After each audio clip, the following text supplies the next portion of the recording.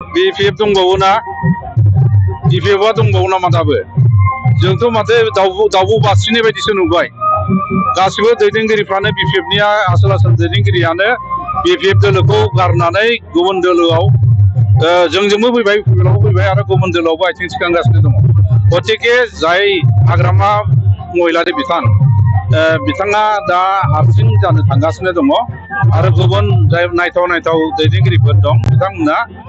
गावनि गाव लामाखौ लागासिनो दङ गुबुन दोलोआव थांनो थाखाय गतिके बहाय जौखोन्दोनि मा खोथा रायलायबावनो बे लासै माने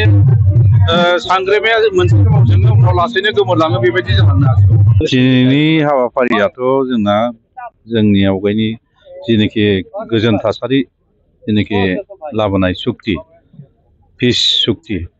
बे पिस सुक्तियावनो बे मोनसे दफा पिस सुक्तिनिनो बेयो मोनसे दफा गरखा भवन एन्ड कालचारेल रिसार्च सेन्टार बेनि अनगायैबो गुबुन आरो दङ जेरै गुबुन जोंनि राजबंसि भाइ बिथांमोननि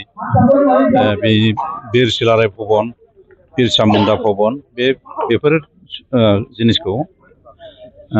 जोंनि सुक्तियावनो माने लाफानानै फैफादों मानो होननानै बुङोबा जोंनि बिटिआरनि मुरब्बि आवगायनि दुलाराय बर' फरायसानि आफादगिरि प्रमद बर' बिथांनि जेनाखि थांखि उद्देश्य बे जाहैबाय माने बर' हारिजों लोगोसे गुबुन हारि हारिसाफ्राबो जाहाथे समानै जौगानो हायो बिनि थाखायनो बे दिनैनि बेखेवनो लानाय जेनाखि गरखा भवन काम कालचारेल कमप्लेक्स बेखौ दिनै बेखेवनो लादों दा दिनै गुबुन चिरां जिल्लानि अनगायैबो चिरां जिल्लानि गुबुन जायगानि गरखा भाइ बिथांमोनहा दिनै बाहागो लाफैदों आरो गरखानि अनगायैबो गुबुन हारि हारिसा बर'जों लोगोसे गुबुन जाथि जनगोष्ठी बिथांमोनाबो दिनै बाहागो लाफैदों दा बेनिखायनो जों मिथिनो मोनगौ दिनै बिटिआरआव मोनसे गोजोन थासारिया फैबाय बेनिखायनो बे हाबाफारियाव गुबुन हारि हारिसाफोरखौ बाहागो लाफैदों बेरेखा दोलोआव थानाय बिथांमोना बिटिआर रेकर्डनि दफाफोरखौ मावफुंनो हायाखै होननानै बुंबाय बिटिआर रेकर्डनि दफाफोरखौथ' मावफुंनो हायाखै होननो हाया दासिमबो बे खामानिया अनगयिं प्रसेसआव सोलिगासिनो दङ बियो टाइम लानो हागौ किन्तु टाइम लानायनि उनाव मोनसे समाव बियो